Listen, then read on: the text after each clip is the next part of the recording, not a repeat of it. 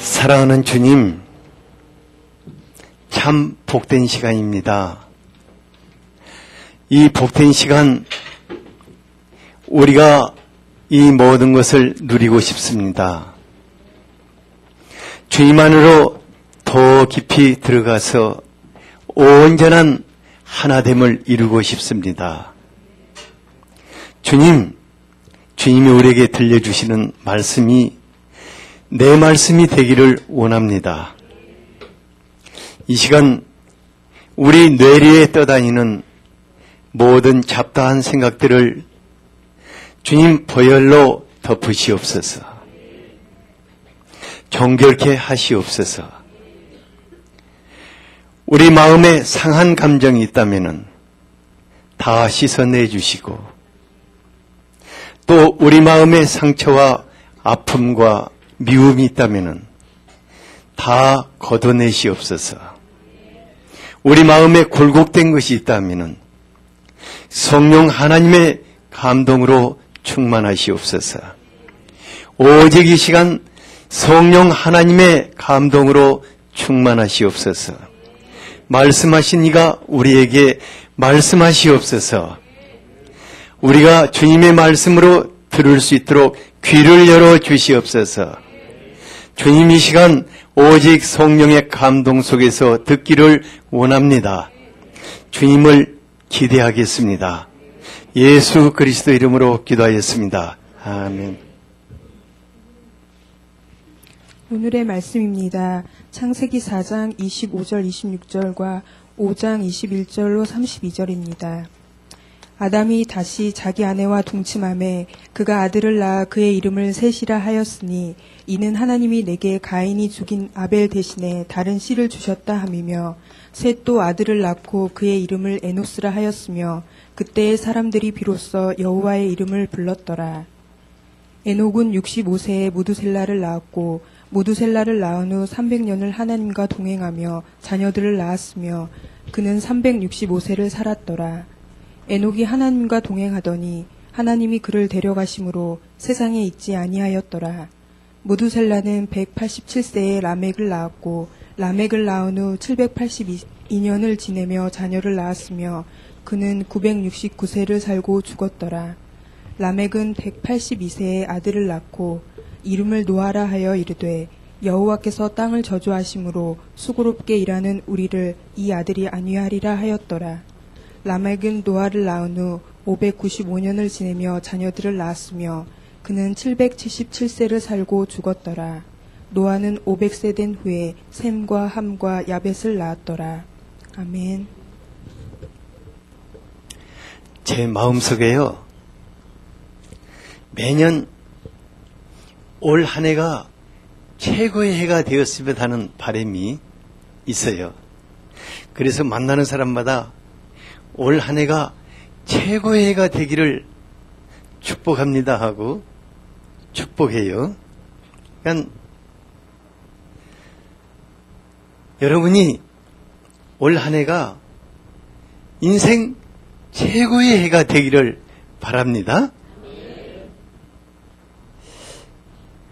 대부분의 사람들이 매년 적자 인생을 살고 있는데, 매년 내 인생의 최고의 해를 만들어 간다면 얼마나 행복하겠습니까? 사랑하는 여러분, 올 한 해가 최고의 해가 되기를 바랍니다. 옆 사람에게 올 한 해가 최고의 해가 되기를 축복합니다. 이렇게 한번 해보세요. 예, 이번에는 얼굴을 좀 바라보면서 눈을 반짝반짝 그러면서 이렇게 한번 해주죠. 시작.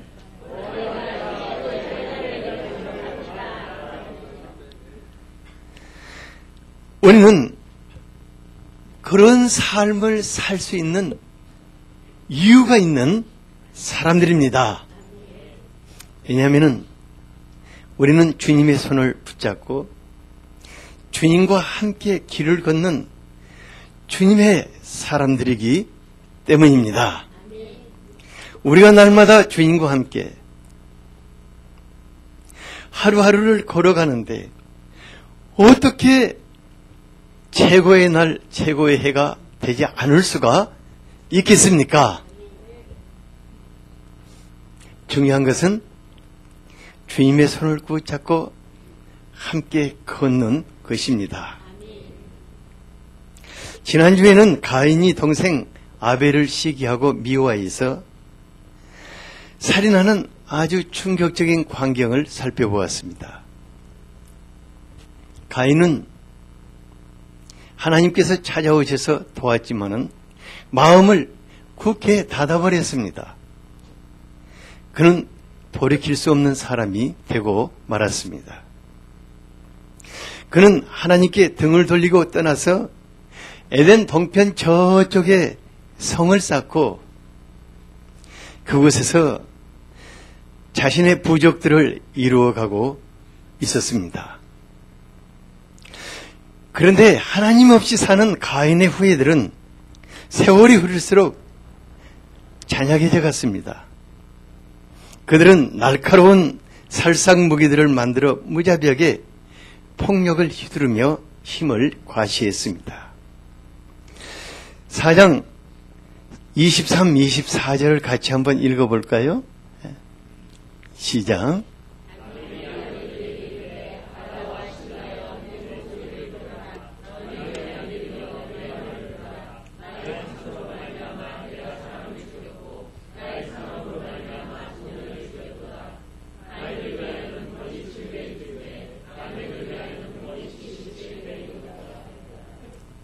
가인의 후예 중에 라멕이란 사람은 자기가 작은 상처를 입었는데 분노해가지고 그 사람을 죽였습니다.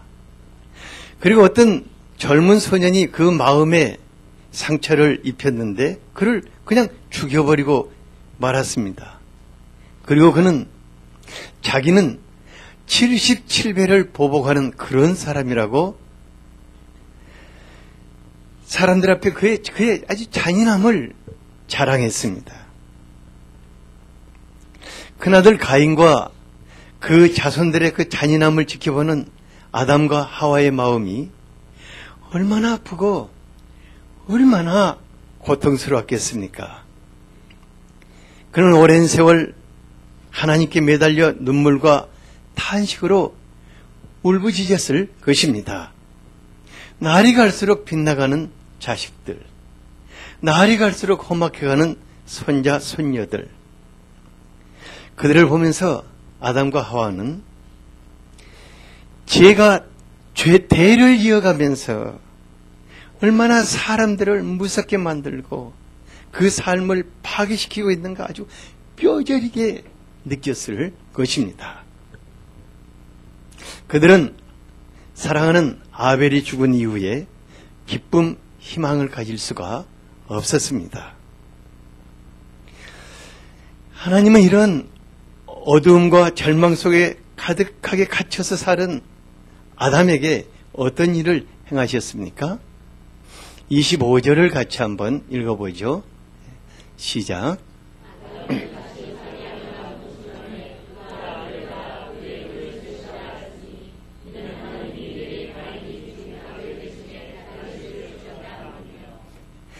하나님은 아담 부부에게 가인과 전혀 다른 씨를 주셨습니다. 하나님이 무슨 씨를 주셨다고요? 예, 다른 씨를 주셨다고 하였습니다. 다른 씨는 곧 소망의 씨입니다. 하나님은 아담에게 다른 씨를 주심으로 그의 어두운 삶을 걷어버리고 희망의 세계를 열어가시기 시작했습니다.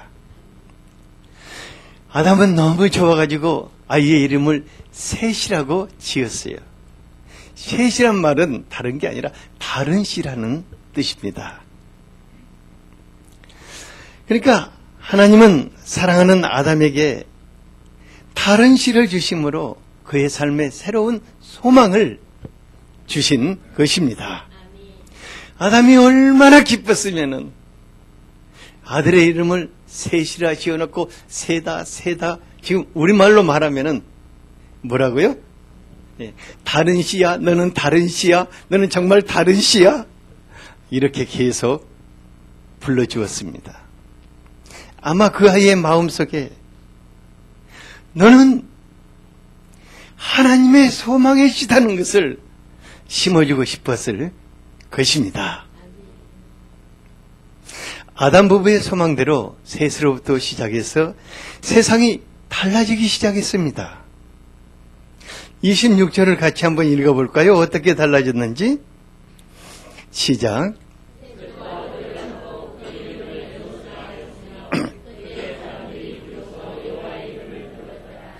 예. 하나님의 이름을 부르는 사람들이 많이 생겨나기 시작했습니다. 그 다른 시들로 인해서 하나님의 축복의 물줄기가 세상에 다시 흐르게 되었습니다. 그 축복의 물줄기는 멈추지 않았습니다. 5장을 읽어보면은 셋으로부터 시작한 그 축복의 그 다른 시의 족보가 계속 이어지다가 마침내 누가 탄생하게 됩니까? 예수 그리스도가 탄생하게 되는 것입니다. 아담 부부에게 또 다른 시인 하나님의 소망의 씨를 주시는 하나님은 소망의 하나님이십니다.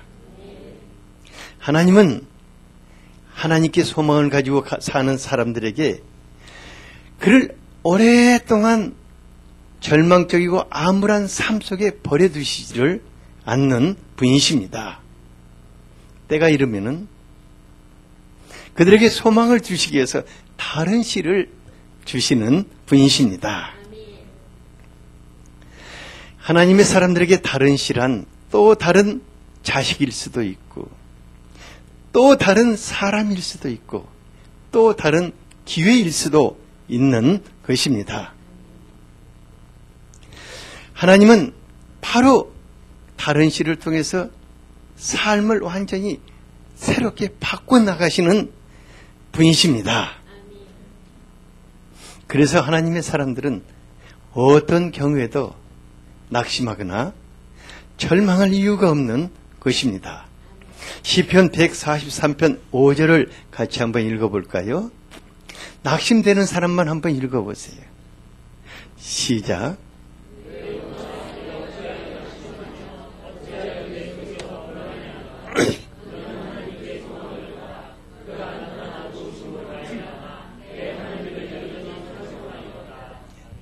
어떻게 낙심되는 사람이 이렇게 많을까?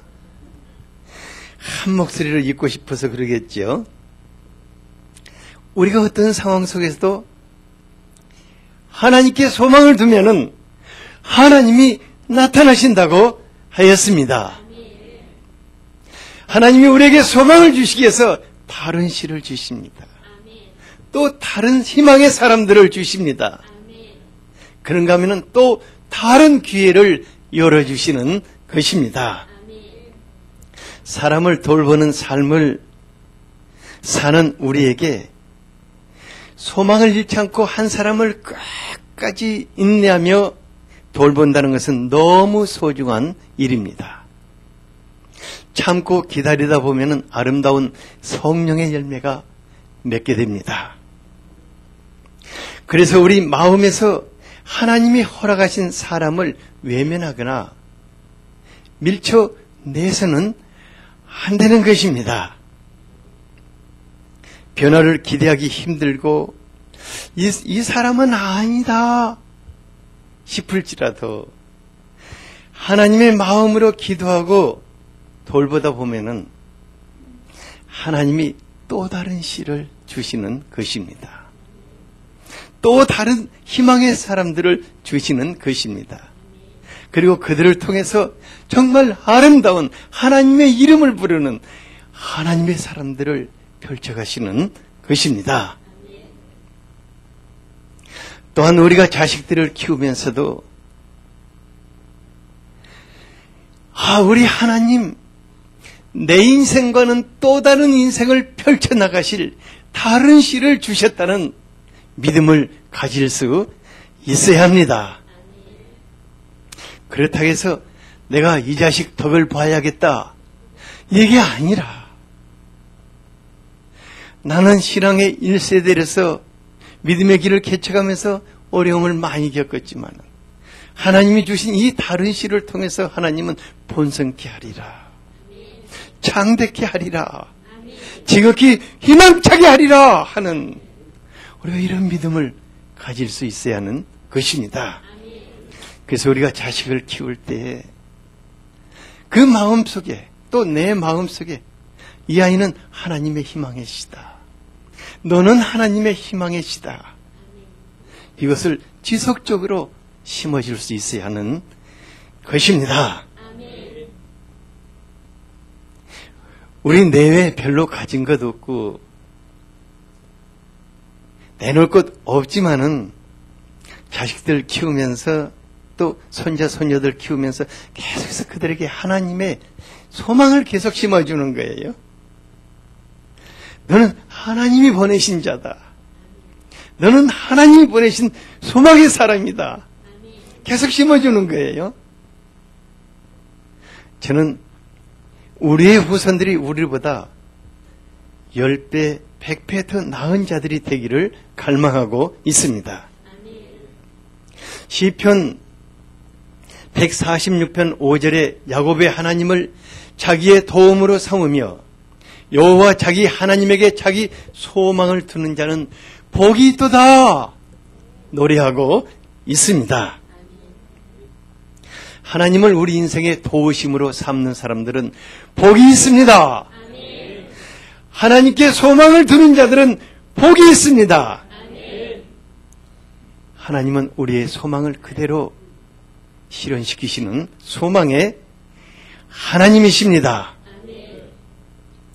뉴스 틀 때마다 금년이 전 세계에 참 어려운 해가 될 것이다, 그것도 1분기가 가장 어려운 때가 될 것이다.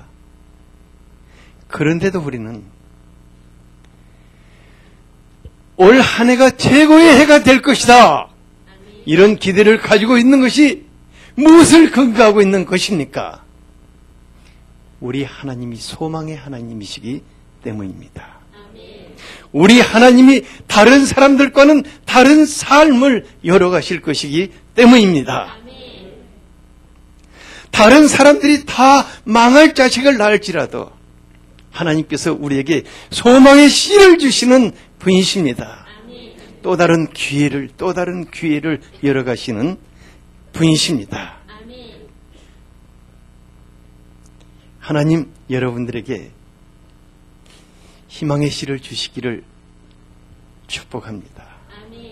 하나님 여러분들에게 또 다른 기회를 주시기를 축복합니다.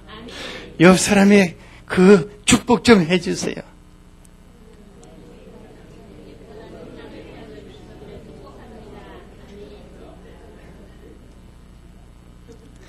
세세후예들은 하나님께 소망을 두고 하나님을 부르며 살았습니다. 그들의 믿음이 점점 성숙해지더니 마침내 역사적인 인물들이 될 만한 아주 걸출한 인물들이 그 속에서 배출되게 되었습니다. 5장 21, 23절을 같이 한번 읽어보죠. 시작.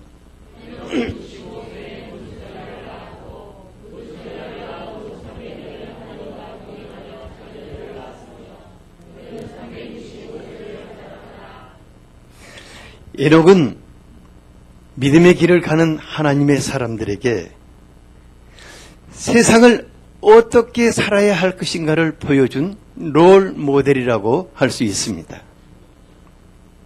에녹과 같이 살기만 하면은 인생 사는 날 동안 하나님으로 더불어 복되게 살다가 죽음을 보지 않고 하나님 붙들고 그대로 하나님의 나라로 가게 되는 것을 보여주시는 것입니다. 그러면은 우리 인생의 롤 모델이 된 에녹이 어떤 삶을 살았습니까? 첫째로 에녹은 삶의 전환을 시도했습니다. 무엇을 했다고요? 삶의 전환의 시점에서 그는 아주 중대한 결심을 하였습니다. 에녹이 몇 살에 결혼을 하였는지 알 수 없지만은 결혼 후 65세 때 아들 무드셀라를 낳았습니다.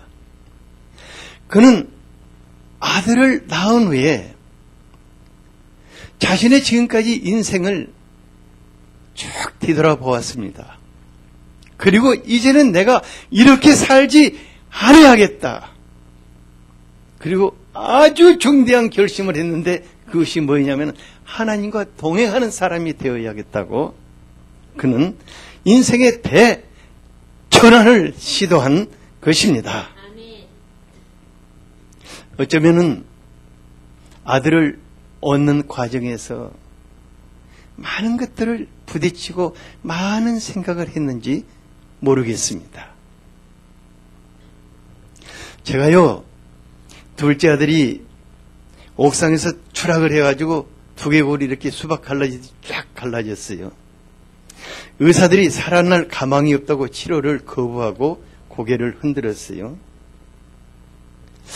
죽은 아들 끌어안고 이런저런 생각 참 많이 했어요. 죽어가는 아들. 그러면서 한 가지 내 인생에 결심을 했어요. 뭐냐면은 내가 기왕 살 바에야 그때까지만 해도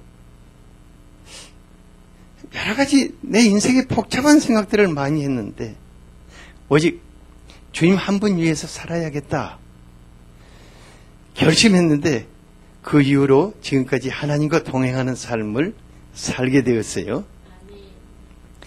에녹이 무드셀라를 낳은 후 300년을 하나님과 동행했다고 그래요. 하나님, 에녹뿐만 아니라 모든 사람들이 하나님과 동행하는 삶을 살도록 삶의 방향을 전환할 수 있는 어떤 계기를 주시는 분이십니다. 그 계기가 뭐 좋은 일이 생겨서도 있을 수 있고 아니면은 인생의 어떤 삶의 극한 시련 속에서 자기 삶을 돌이켜 보게도 되는 것입니다. 근데 중요한 것은 바로 그때를 놓치지 아니한다는 것입니다. 어려움 속에서 하나님 이것만 해주시면 내가 주님 쫓겠습니다. 이런 알량한 흥정식 소원보다는 진정으로 자기의 삶을 되돌아볼 수 있어야 합니다. 그리고 삶을 이제는 다르게 살아야겠다. 지금까지 내 멋대로 살았지만 지금까지 하나님 붙잡지만 아니면 그만인 식으로 살았지만 이제는 하나님과 동행하는 삶을 살아야겠다는 방향이 전환하는 분명한 결심이 필요한 것입니다. 에녹이 살던 세상 참 살기 어려웠어요. 여러분 생각해 보세요. 이 패거리들이 이 세상을 판을 치고 산다고 하면 조폭들이 만약에 시장이 돼가지고 산다고 하면 얼마나 어렵겠습니까? 그런데 그런 세상에서 에녹은 한 가지 결심을 한 것입니다. 내가 살아도 하나님과 더불어 살고 죽어도 하나님과 더불어 살리라. 그리고 언제까지 살았다겠습니까? 300년을 인생 다음 날까지 하나님과 동행하는 삶을 산 것입니다. 우리 하나님 그런 에녹 하나님 손 붙잡고 같이 걸어온 에녹을 놓지 않으셨습니다. 그리고 그대로 데리고 어디로 가셨습니까? 하나님의 나라로 이끌어 주신 것입니다. 둘째로 에녹은 하나님의 동반자의 삶을 살았습니다. 어떤 삶을 살았다고요?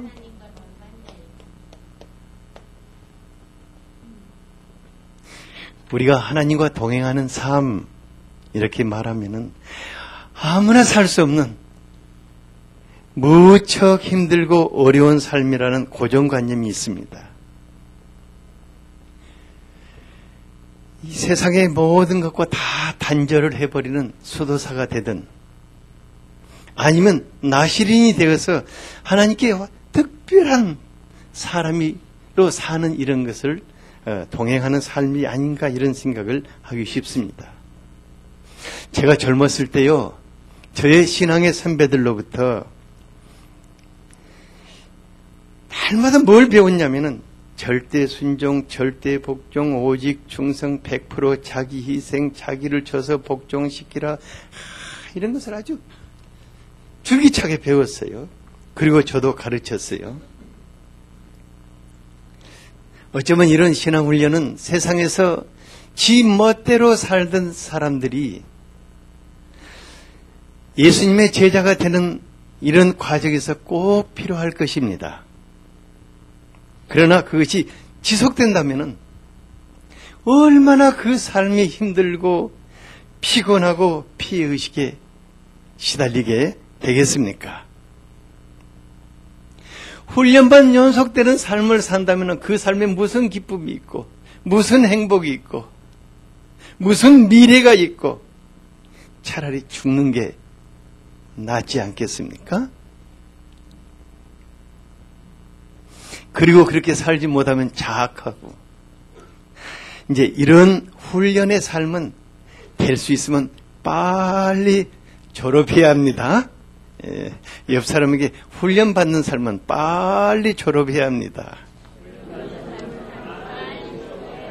요즘 논산훈련소 몇 주입니까? 몇 주죠?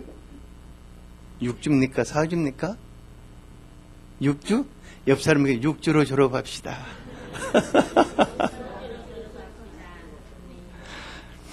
하나님과 동행하는 삶이란 어떤 삶을 말하는 것입니까? 우리의 삶의 패턴을 바꾸는 것입니다. 우리가 멋대로 살던 것, 세상 가치관을 쫓아 살던 것, 이 세상과 더불어 살던 삶을 돌이켜서 하나님 중심적으로 하나님과 더불어 사는 삶을 말합니다. 다시 말하면은 우리가 예수 그리스도와 연합하여 하나 됐지 않습니까? 그렇다면 이제는 예수님 손 붙잡고 그분과 함께 걷는 삶입니다. 예수님 손 붙잡고 그분과 함께 걷는 삶입니다. 마치요, 그 삶은 내가 그분의 그림자가 되고 그분이 나의 그림자가 되는 것 같이 동행하는 그런 삶입니다. 하나님과 동행하는 삶을 조금 더 성숙한 표현으로 말한다면 하나님의 파트너가 되는 성숙한 삶입니다. 하나님과의 상하 관계가 아니고 주종 관계도 아니고 파트너십을 가지고 사는 하나님의 동반자의 삶인 것입니다. 그래서 하나님과 동행하는 삶의 그 밑바닥에는 무엇이 깔려 있냐면은 성령 하나님으로 말미암아 모든 얽매임에서 자유함이 깔려 있는 것입니다. 빈곤하고 초라함에서 벗어나 풍성함이 그 삶 밑바닥에 깔려 있는 것입니다. 억지로 강요당하는 것이 아니라 자발적인 삶이 그 밑바닥에 깔려 있습니다. 율법적이지 않고 사랑하기 때문에 즐거워하는 마음으로 주님과 함께 가는 삶인 것입니다. 주님 손잡고 길 가다가 그 손잡고 주님의 나라에 들어가는 삶이 바로 동행하는 삶인 것입니다. 제가 그런 삶을 잘 알지 못할 때 참 피곤했어요. 근데 성령 하나님 저의 삶 가운데 들어오셔서 하나님과 동행하는 삶이 얼마나 풍성하고 행복하신 것인가를 가르쳐 주기 시작했어요. 모든 것을 함께 나누고 모든 것을 함께 공유하는 파트너가 되는 것임을 가르쳐 주셨어요. 그래서 제가 요한계시록 3장 20절을 그렇게 좋아하는 거예요. 우리 그래도 오늘 또 한 번 읽어봅시다. 예. 시작.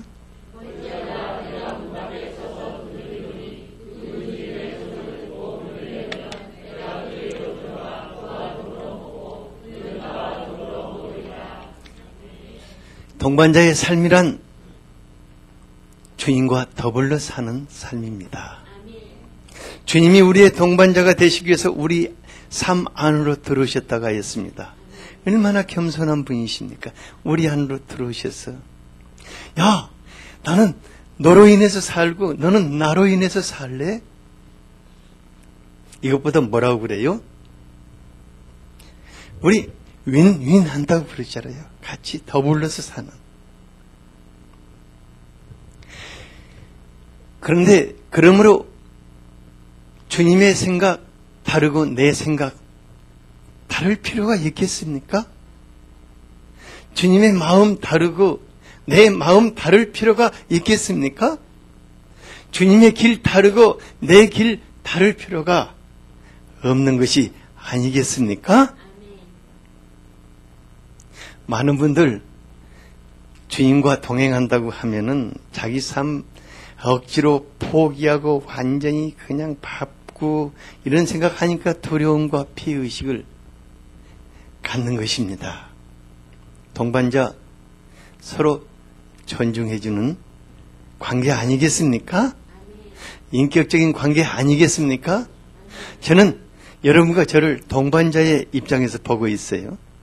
우리 교회는 다 동반자의 입장에서 봅니다. 여러분들이 나 무시할 수 없잖아요. 동반자니까. 또 내가 여러분들 무시하지 않고 그대로 같이 가는 것 아니겠습니까? 동반자 그래서 행복한 것 아닙니까? 얼마나 행복하면 더불어 먹는. 그 표현 난 너무너무 좋아요. 더불어 먹는. 근데요, 참 놀라운 것은 주님이 얼마나 우리를 신뢰해 주시면은 또 얼마나 사랑해 주시면은 네가 나 사랑하지 묻고 그 다음에 모든 거 다 맡겨버리시는 분이셔요. 동반자를 신뢰해 주시고 그리고 그분을 뒤에서 밀어주시고 도와주시는 그런 관계입니다. 그래서 우리가 누구와 동행하는가, 우리와 우리의 삶 속에 누구와 동행하는가가 매우 중요한 것입니다. 여러분들 사람 잘못 만나가지고 평생 동행한다고 생각해 보십시오. 얼마나 불행하고 얼마나 고통스럽습니까? 하나님과 동행하는 자는 그분으로 말미암아서 복된 것입니다. 내가 좀 못났을지라도 내가 좀 부족할지라도 그분으로 인해서 누구로 인해서? 네, 그분으로 인해서. 사랑하는 여러분, 한 가지만 물어볼게요. 세상 자기 힘으로 사는 게 쉽습니까? 주님과 동반자가 되어서 사는 게 쉽습니까? 진짜 그래요? 이 험난한 세상 혼자 헤쳐가는 게 쉽습니까? 그분과 함께 헤쳐나가는 것이 더 쉽습니까? 형이 진짜 맞니? 내 고집 피우고 밀고 나가는 게 형통하겠습니까? 아니면 그분과 의논하면서 헤쳐나가는 게 형통하겠습니까? 제가 뻔한 질문하니까 좀 멋쩍지요? 실은 그래요.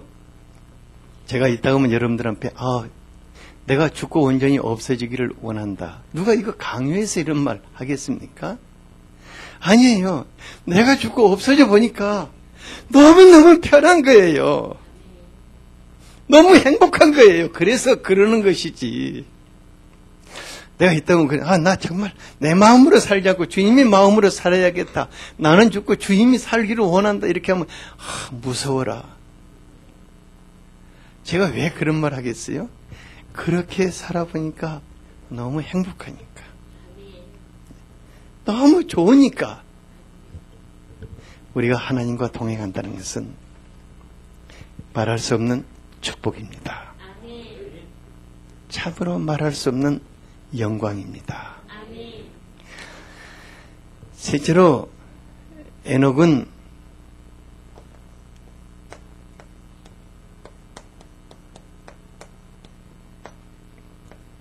끝날까지 하나님과 함께 동행을 하였습니다. 24절을 같이 한번 읽어보겠습니다. 시작.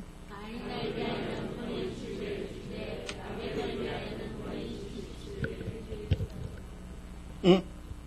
아니지. 왜 그걸 폈냐? 예, 시작. 24절, 예, 시작.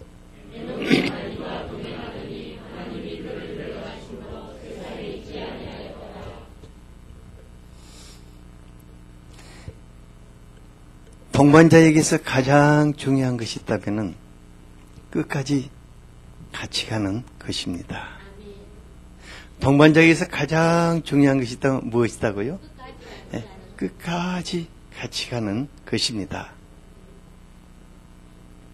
가다 중지 곧 하면 어떤다고요? 아니간만 못하니라. 하나님의 손을 붙잡고 믿음의 길을 가는 사람은 그 손 놓지 않고 끝까지 같이 가는 게 중요합니다. 그런데 문제는 사단이 이것을 그냥 너무 보기 좋다고 박수 쳐주지 않는다는 것입니다.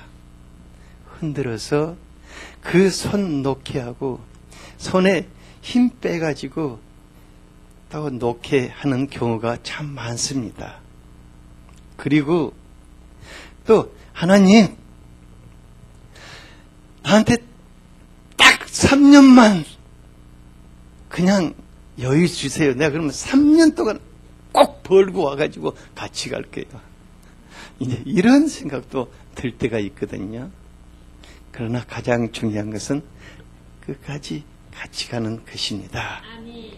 사랑하는 동반자들이요, 히브리서 10장 38, 39절을 같이 한번 읽어보겠습니다. 시작.